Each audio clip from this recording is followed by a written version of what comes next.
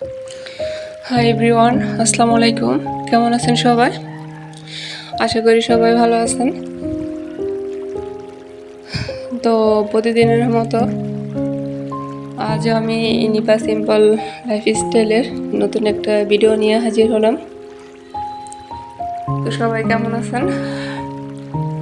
আলহামদুলিল্লাহ, আমি তো ভালোই আছি। যেহেতু আমি এই 2 দিন লং ভিডিও আপলোড দিতে পারিনি, জাস্ট শর্টস কয়টা ভিডিও আপলোড দিছি, এতটুকুই, সময়ের কারণে পারিনি। তো এটা আমার ঈদের দিনকার ভিডিও, সময়ের কারণে হয়তো আপলোড হয়নি। ঈদের দিন রাতে মেয়েরা জাস্ট একটু আনন্দ করলো কেক কাইটা। তারপর আমি নবাবী সেমাই বানাবো, তাই চুলায় পাইপিং দিয়ে একটু ঘি দিয়ে গরম করলাম। তারপর 2 প্যাকেট লাচ্ছা সেমাই আমি একটু ভাইজে নিব।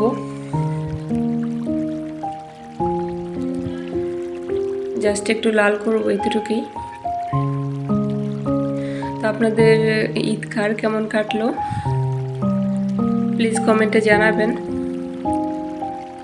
তারপর আমি সামান্য কিছু গুঁড়া দুধ সাথে মিক্স করব।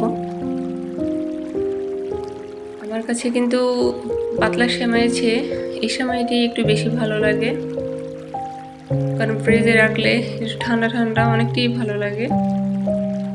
এই সেমাইটা মোটামুটি সবারই পছন্দের। তারপর আমি নামিয়ে নেব। আর এখানে আমি তোদেরকে একটা ক্ষীর রান্না করে নেব।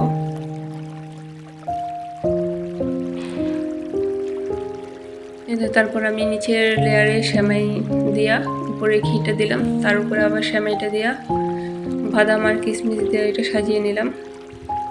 এটা আমার টুকটাক রান্না। তারপর আমি একটু কাজের চাপ বেশিতে আমি প্রেসার কুকারে মাংসটা বসাই দেব, গরুর মাংস। একে একে সব মশলা দিয়া তারপর চুলা চাপিয়ে দেব, যাতে একটু তাড়াতাড়ি হয়ে যায়। কারণ তারপর আবার বাচ্চাদের রেডি করা, ঈদের দিন সকালবেলা তো একটু তাড়াতাড়ি সব কিছু করতে হয়, গোসল করানো, বাচ্চাদের রেডি করা, সব কিছু মিলে একটু তাড়াতাড়ি হয়। আজকে অলরেডি ঈদের 3 দিন হয়ে গেছে। ভিডিওটা আমার ঈদের দিনকার করা ছিল, কিন্তু সময়ের কারণে তো কোনো কিছুই হয়নি। এই 2 দিন আমি লং ভিডিও দিতেই পারিনি, এতটাই কাজের চাপ প্রেশার ছিল।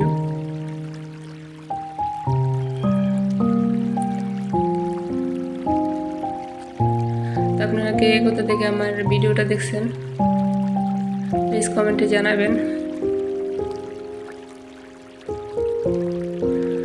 আর আমার ভিডিওগুলো আপনাদের কাছে কেমন লাগে জানি না, তবে আমি অনেকটাই চেষ্টা করি ভালো করে করার জন্য, অথবা অন্য আপুদের মতো এত ভালো করে করতে পারি না। আর এই তো শেষে আমার ভাইয়ের মেয়ে মাশাআল্লাহ নতুন হাঁটা শিখছে, তো নতুন জামা গায়ে দেওয়াতে অনেক খুশি। তারপর আমার বড় মেয়ে আর আমার ভাইয়ের মেয়ে বাহিরে দাঁড়ায় আছে। ঈদের দিন ওদের এই ঈদটা মনে হয়, বড় হইলে ঈদের আনন্দটাই কমে যায়। তারপর যাক, ঈদের পর্ব গেল, সেটা আবার শুরু হলো সেই সকালের নাস্তা। তা আমি আগে থেকেই, কারণ আমার তো অলরেডি মাটি চুলা, তাহলে সকালবেলা ঘুম থেকে উঠা মাটির চুলায় আগুন ধরানো, তারপর রুটি বানানো আমার অনেকটাই প্যারা হয়ে যায়। তাই আমি মনে করি রাত্রে আমি রুটিটা বানিয়ে রেখে নর্মাল ফ্রিজে রেখে দিই। রেখে সকালে শুধু ঘুম থেকে উঠে যদি কারেন্ট থাকে, তো কারেন্টের চুলায় দেখ, গ্রাম তো বেশিরভাগ সময় সকালবেলা কারেন্ট থাকে না, তাই ঘুরে ফিরে ওই আমার মাটির চুলায় যাইতে হয়।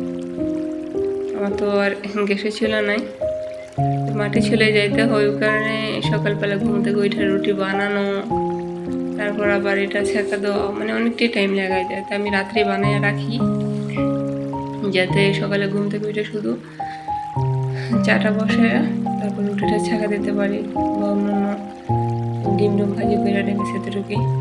আর কোনো ভাজি ভুজি আবার আমার মেয়েরাও খায় না, আর আমিও তেমন একটা খাই না।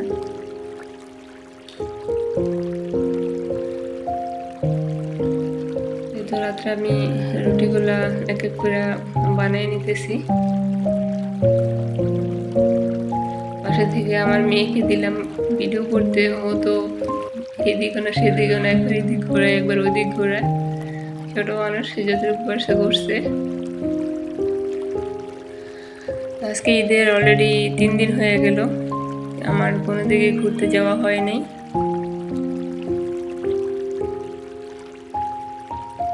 ঘুরে ফিরে বাড়িতে আছি। কালকেও মনে করছি একটু ঘুরতে যাব, কিন্তু বাইরে যে রোদ পড়ে কিভাবে যে বের হবো জানি না মেয়েদের নিয়ে। বাইরে তো প্রচুর গরম। তারপর চেষ্টা করব একবার মেয়েদেরকে নিয়ে ঘুরে আসার জন্য, কারণ স্কুল খুললে তো আর কোনো দিকে যাওয়া সম্ভব না।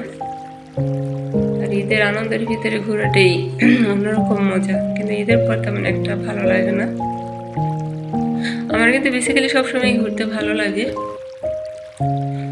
ঘোরাফেরাটা মানে আমার একটা শখ, ভালোই লাগে আমার কাছে।